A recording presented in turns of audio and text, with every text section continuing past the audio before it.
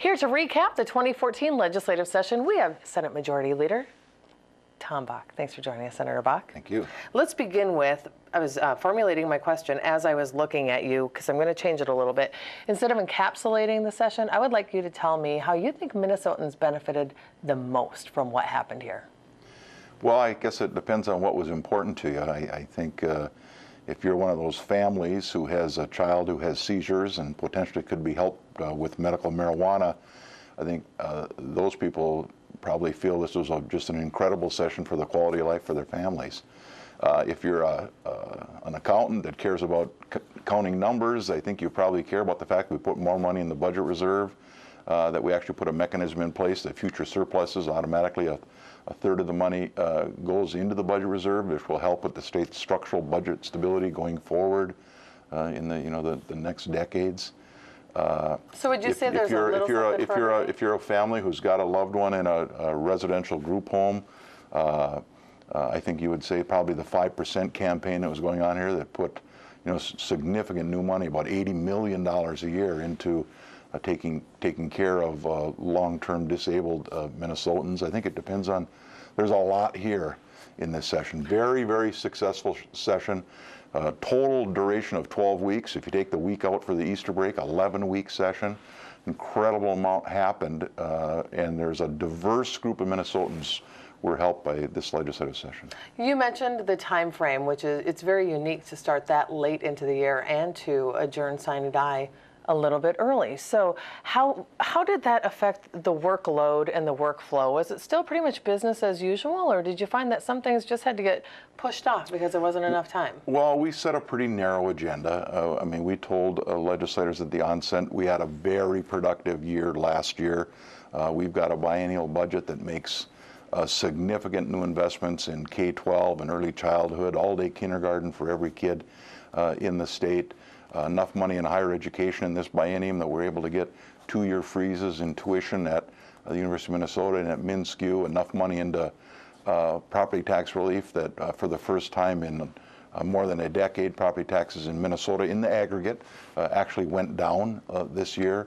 So it's been a remarkable 2-year run in this biennium, and I think what we showed, as Democrats in control of the governor's office and both branches of the legislature, first time since 1990, that we could be responsible, not overreach, invest in the things that Minnesotans support, and get it done not only on time but early. No special sessions, no government shutdowns. Senator David Hann, a little bit later in the program, we'll air that a bit later in the program, but when we spoke to him, he said that this essentially was a session of misplaced priorities. How do you respond to that?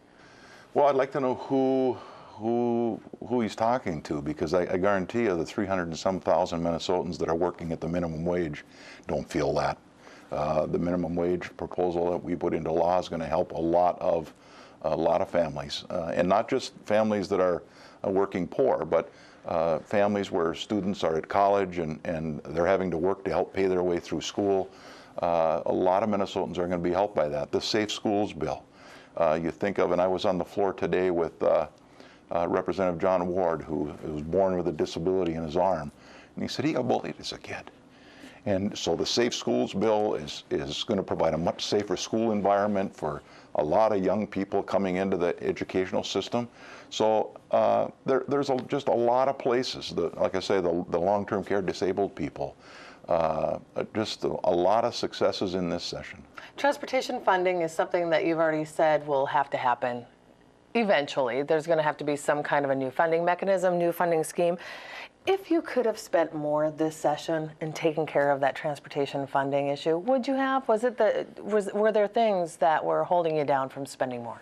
Well, there's always limitations in the resources that you have, and you have to prioritize what's most important. The largest single spending item in the state bonding bill this year was the renovations of the state capitol. I haven't done the math, but I think our state colleges and universities were probably second.